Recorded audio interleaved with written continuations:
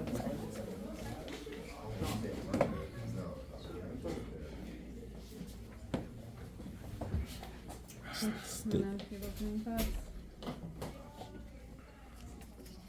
sorry, was that? Give some opening thoughts. Tip your hat off to Georgetown. They battled. It's pretty much what I expected. You know, Ed Cool is one of the better coaches around, someone I really respect in our profession. You know, I wish we could have put Jaden Epps in a box and kept him off the court. He had some big time shots, but I was really pleased with how our guys competed. This is what we need. This is the reason why we play games like this in a non-conference, because going into the Patriot League, this is it's going to pay dividends. It's going to pay dividends. Coach, talk about switching your defenses. You did it liberally. You know, diamond, 1-2-2. I think 2-2-1 maybe, full court man. I mean zone. You were trying to keep them off guard. Talk about that. Yeah, we got some really good individual players. You know, in particular Styles and Epps. We just felt we had to do some things to keep them off balance and hope that we can guard the last 12 seconds or so of the shot clock. That was the impetus behind that, and that's something that we work on. It's going to be a part of our DNA. We still got a ways to go with that. But that was the thought process behind it, trying to keep them off balance and then off kilter a little bit. How'd you get up 10, and how did they get back in the game afterward? Man, the game of basketball is so crazy, man. I mean, Matt Mayock hadn't made a shot the entire game. He hit a big time three, get a little momentum, and then because you're playing hard, ball bounces away sometimes. You know, Matt Rogers got an offensive rebound, a putback, or something like that. So. That was pretty much it. I thought we executed. I thought we put them in ball screens. You know, once we saw Eli. Eli's a magician with the basketball. Elijah Stevens, and we pretty much. I think that was a big part of us getting that lead. You know, we controlled the tempo a little bit. Ball was in his hands, and he got the ball to the right people at the right time. On the Epps 3, did you want to foul, and was it their action that didn't allow you to foul?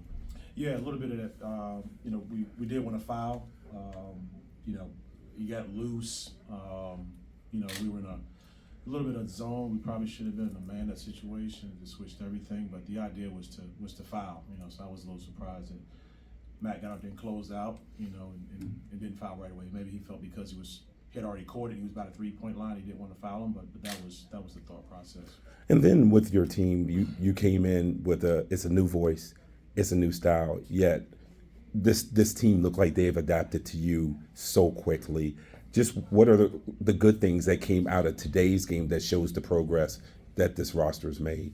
I think we took a few punches throughout the course of this game, and when I first got this job, that was my biggest concern. You know, over watching a number of their games and just, you know, will they be able to take a punch?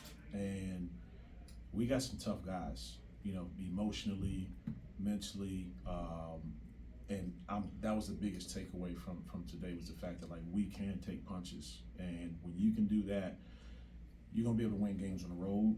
You'll be able to go and play anywhere at any time, and more importantly for us, that'll help us to hopefully win a Patriot League championship. Along those lines, the pressure that they started kind of applying to you around the under 4 or so, how did you feel like you adapted to that? You just certainly on the inbound passes and whatnot.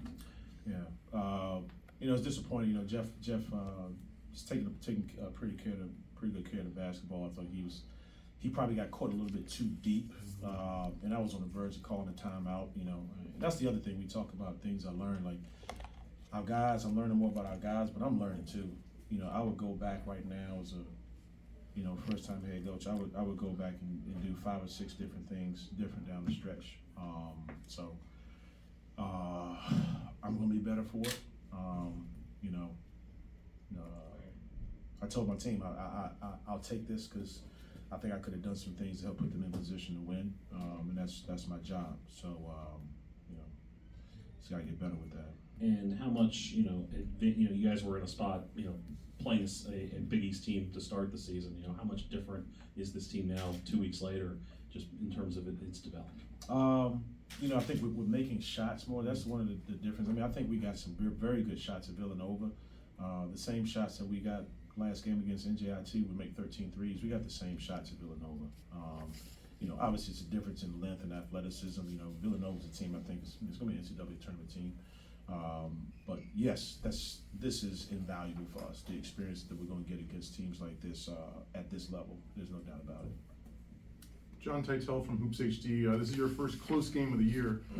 As somebody who's played for a couple of local legends like Morgan Wooten and Gary Williams, I was curious if any of them gave you advice about the most important factor to the outcome of a close game. Make free throws. Coach Wooten was always big on that. Ball security and making free throws. Coach Williams is just playing as hard as you possibly can to the very end. And I thought we did that, man. We did that for the majority of the game. Ball didn't bounce your way a couple times. Coach, talk about your Mid-Atlantic select duo of Ball and Rogers. Rogers' skill level has really improved since he was in high school. He's a force for you. And Ball is like a really good point forward for you. He kind of makes it, quarterbacks it in the half court, and is an efficient player. Yeah, both of those guys provide a toughness for us. And that's their true value. Obviously Matt, we're playing through him in the middle. I saw him as a high school as well. He's grown, and that's what college kids are supposed to do. Year by year, they get better and better.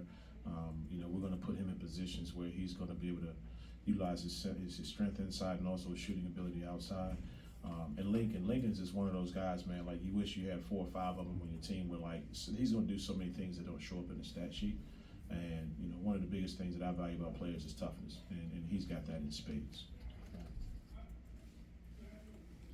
Coach, you were held without a field goal over the last 4 minutes of overtime. How do you fix that moving forward? Where you get better looks or just get them to fall late in games?